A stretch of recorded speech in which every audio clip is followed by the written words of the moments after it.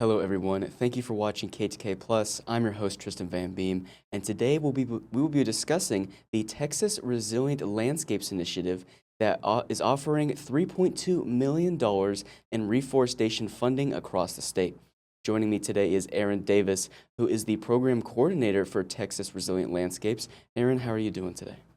I'm doing great. How are you doing today, Tristan? I'm doing very well myself. Thank you so much for asking, and thank you so much for coming on and agreeing to do this interview. I'm sure that a lot of people would love to just kind of learn more about reforestation and how it helps our Texas landscape. Yeah, absolutely. Thanks for the opportunity. Of course. And so to start us off, can you explain what the Texas Resilient Landscape Initiative is and what that means for the work that you guys do? Yeah, so this is a grant that is a cost share program for landowners in Texas to apply for to assist them with replanting their property with trees if they lost any due to natural disasters or weather extremes within the last 10 years. So this could be post-fire, after flooding damage, after disease and insect damage, drought, storm events like tornadoes and hurricanes. So it includes all those natural disasters within the last 10 years. Okay, and then have we seen a lot, like any certain areas really affected by these natural disasters that you guys have been able to go in and kind of help get back to normal?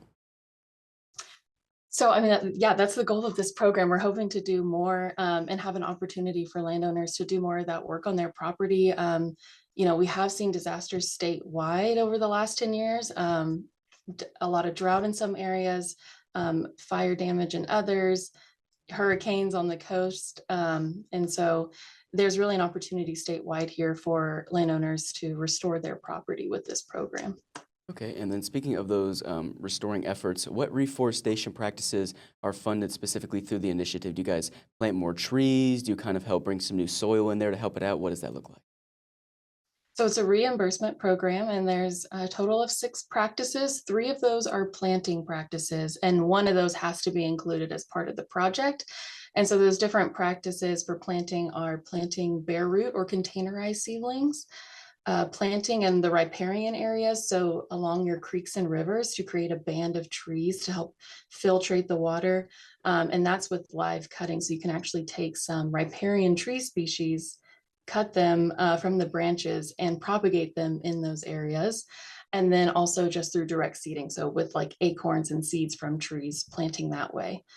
We also have 2 site prep practices. So if they're needing to do some site prep on the property before those planting practices, they can do shredding and mulching just to get rid of some of the competitive vegetation on the property, or they can do a prescribed burn if they have some vegetation types that would lend itself to a prescribed burn. And then after the planting, we have another optional practice, which is to help the establishment of the trees. So we're calling that temporary browse protection. And that just means protecting the tree from animals that may try to munch on them, eat them while they're fresh and young. So putting tree cages or tree shelters around those trees. So yeah, those are the practices. And like I said, just one of the plantings is required to apply.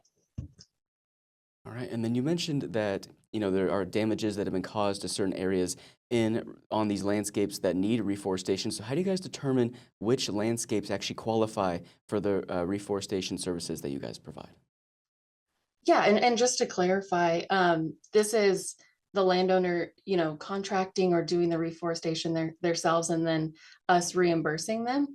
But the way we go about determining eligibility is we're bringing in spatial data and past weather data, storm data, and then we're also doing some ground assessments to determine tree loss from those natural disasters. We're also looking at we're going to give priority to areas where there is a current lack of funding for reforestation projects.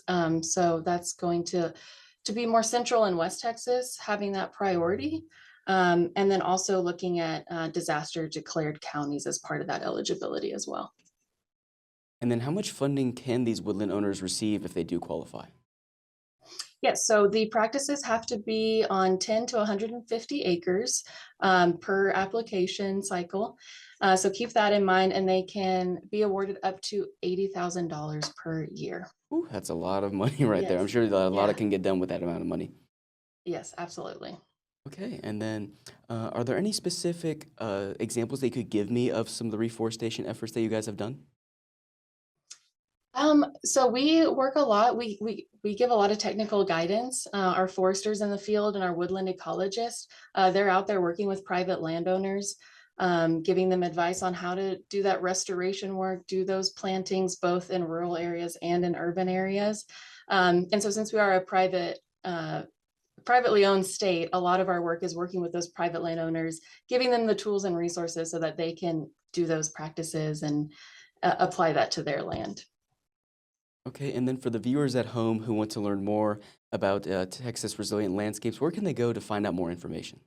Yeah, so go to the Texas Resilient Landscapes Initiative website that is on our Texas A&M Forest Service website. And then if they have any more site-specific questions for their application, they're welcome to email us at trl@tfs.tamu.edu.